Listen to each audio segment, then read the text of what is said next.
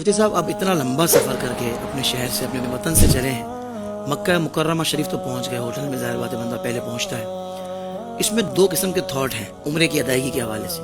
ایک وہ ہے جو کہتا ہے کہ بھائی قرض تھوڑی اتارنا ہے، ہم نے ذوق اور لذت کے ساتھ عمرے کے باقی اراکین ادا کرنے ہیں، ایک سرور کے ساتھ. اتنی تھکاوٹ میں وہ ذوق نہیں بنے گا، تو وہ کہتے ہیں کچھ آرام کر لیا جائے پھر عمرے کی ادائیگی کی جائے. اور کچھ احباب ہوتے ہیں وہ کہتے ہیں نہیں بھائی جلدی سے احرام کی پابندیوں سے آزاد ہونا ہے، بس ہم فریش ہیں، بس چلو بھائی ابھی کرتے ہیں. پھر وہ جیسے تیسے کر کے بھی بعض اوقات عمرہ پورا کرتے ہیں، کیونکہ پیچھے سفر ہے، بشری تقاضے کے تحت بندہ تھک جاتا ہے.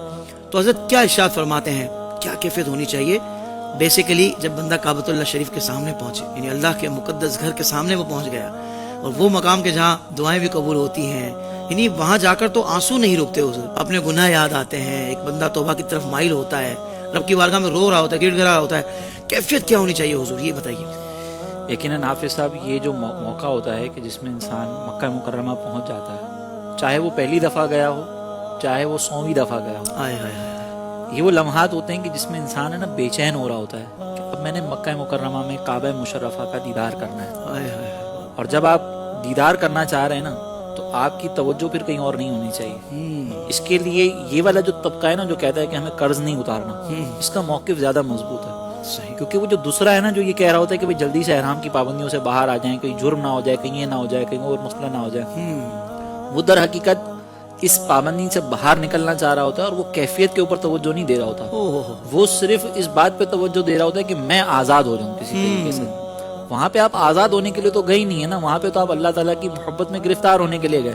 کیا کہنے ہیں. اگر آپ آزاد ہونے کے لیے جا رہے ہیں پھر تو آپ اسی طرح کی کیفیت کے ساتھ جائیں گے. اور پھر ایسے افراد جو ہے وہ بعض اوقات آپ ادھر آ کر جملے سنیں گے نا تو وہ بھی کہتے ہیں کہ یار پہلا جو عمرہ تھا نا بڑی تھکن میں تھے تو اتنا مزہ نہیں آیا، بعد میں ہمیں مزہ آیا. جی یہ بھی ہوتا یعنی ہے. جب آپ عمرہ ادا کر رہے ہیں اور اس کے جواب میں آپ آنے کے بعد یہ کہہ رہے ہیں کہ پہلے عمرے میں مجھے مزہ نہیں آیا، تو اس میں قصور حضرت عمرے کا نہیں تھا، قصور آپ کا تھا کہ آپ جو ہے وہ پہلی دفعہ اتنے جذبے کے ساتھ چلے گئے کہ آپ نے نہ اپنے ذوق کا خیال کیا نہ آرام کا خیال کیا. صحیح. اس میں ہونا یہ چاہیے کہ آپ جلد بازی کے اندر نہ جائیں، آپ آرام سے وہاں پر اپنے ہوٹل میں ٹھہریں، کچھ دیر آرام کر لیں، نیند کر سکتے ہوں تو نیند کر لیں. میرا اپنا ایک طریقہ کار یہ ہوتا ہے کہ میں بعض اوقات اگلے دن بھی چلا جاتا ہوں، کہ آپ کی فلائٹ جس دن ہے آپ اس دن آرام کریں اور اگلے دن جائیں. سبحان اللہ. کیونکہ اس کی کیفیت ہی الگ ہوتی ہے. اب آپ جب جا رہے ہوں گے نا تو آپ کے اوپر کوئی تھکاوٹ نہیں ہوگی، آپ کی توجہ کامل طور پر اس جانب ہوگی کہ اب آپ جو ہے وہ کعبہ مشرفہ کا دیدار کرنے جا رہے ہیں. واہ واہ واہ. یہ پہلا دیدار ایسا. ویڈیو ضرور پسند آئی ہوگی.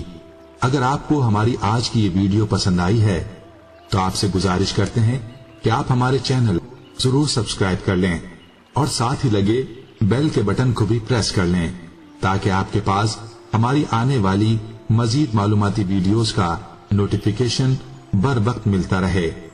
سبسکرائب کے ساتھ ساتھ ہماری ویڈیوز کو لائک بھی کریں.